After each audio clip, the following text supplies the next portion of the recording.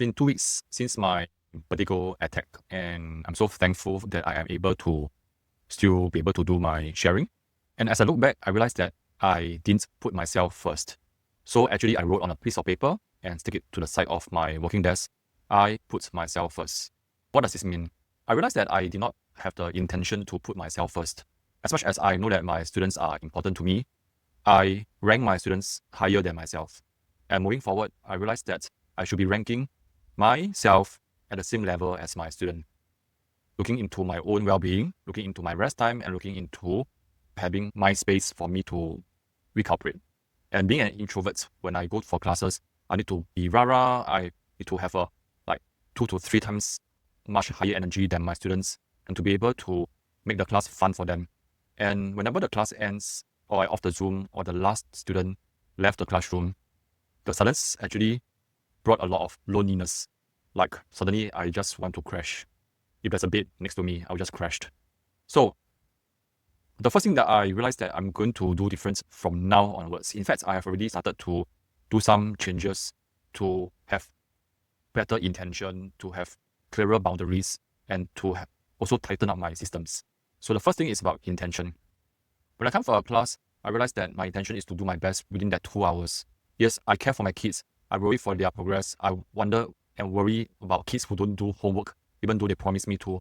Yes, that's important as well. But what's the intention here? The intention here is it for me to worry for them at the expense of my health, or to worry and help them to develop into a better version of themselves. So moving on, I'm going to do this.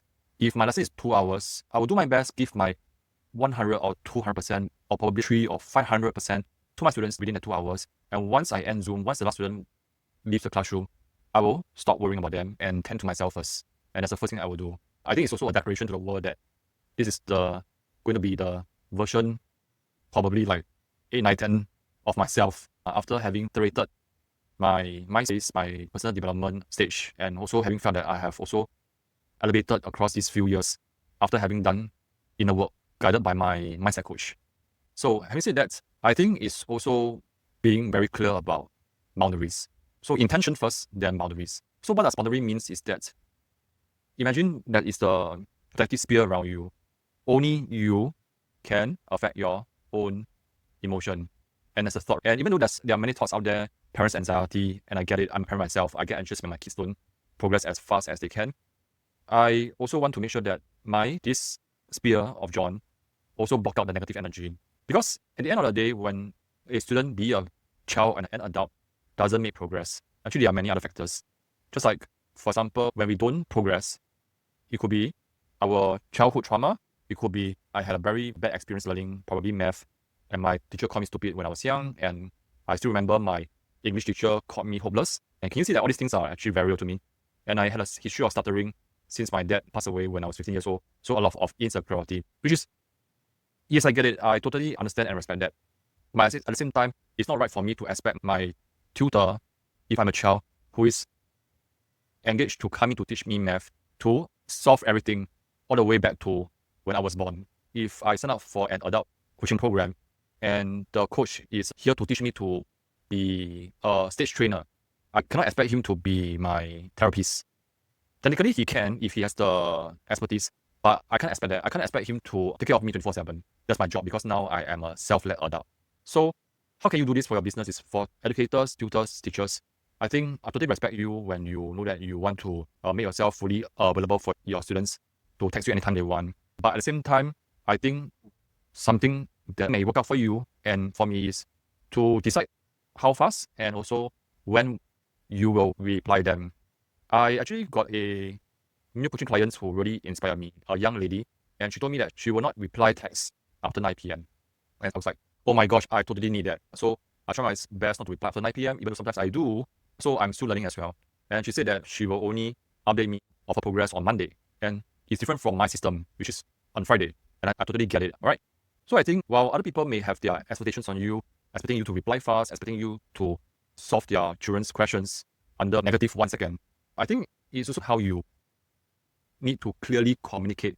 Yes, parents, clients, I totally get your needs. At the same time, I also want to make sure that you also understand the way that I work. This is my boundary, and if you think that this will still work out for you, you can come to join my program. If not, I think I'm not a good fit for you. All right. And in fact, a lot of times when clients don't get you, I realize that it is mainly that it's not clear and it leads to misunderstanding. I thought you said this, I thought you said that. Oh, I didn't know that this is what you meant. And I think it's two respectful adults coming together to discuss this and to come to a common understanding and respect each other's space in how to communicate. As much as the coach or the tutor or the teacher doesn't reply the child fast enough, it doesn't mean that the teacher is not a good one. And I think for teachers who are able to be that confident to tell you that, hey, this is actually how I work, and you can choose me if you think that this is aligned with you, you can choose someone else if you don't think that this works for you. And I think that takes extra courage and confidence in that person to be at that space to set clear boundaries. And the more I want that person to be my teacher, because he is in a higher space, and I don't want anyone who just react to me, be a yes sir or yes ma'am, or whatever I say. All right. So having said that, the last one that I want to share will be systems. A lot of times, when I started off, I was a very new tutor many years ago, probably 15 years ago. So now you know my age. I realized that I was very reactive. I don't have a system. I respond to my clients anytime they need me. And a lot of fees collection is all manual. I have to write down on paper. I have to issue paper receipts. And sometimes I got lost who didn't pay me and I still serve them. And there was a client who owed me like fees for 2 months. And I didn't realize that it's not her fault, it's my fault because I don't have a proper system to track. So having said that, I realized that when we don't have a system, we tend to be very reactive and that takes energy. And when we tend to react too often, it is actually quite inefficient. And you know that any inefficient systems takes out more energy than it needs to. I'm not saying that you need to change everything that you're doing right now. Probably you look at first thing, what is one thing that takes out a lot of your energy, and probably that is a fees collection. If you're doing monthly, change to termly. If you are doing termly, change to half yearly. And if your students always want makeup lesson, you will want to have a simple system to get them to book your timing based on your availability. It can be a simple Google form, or you can say that, oh, I only do makeup on every Friday, this time, and that's it. If you can't, then other arrangements. Or you can use Calendly, which I use a lot, or cal.com, I think, is also another Calendly.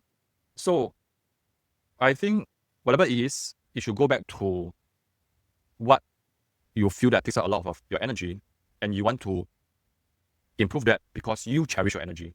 You want to put yourself first. That's it. So I hope this video, put yourself first, is also could be a wake-up call, or it could be an opportunity for you to explore what's possible to really put yourself first. See you again.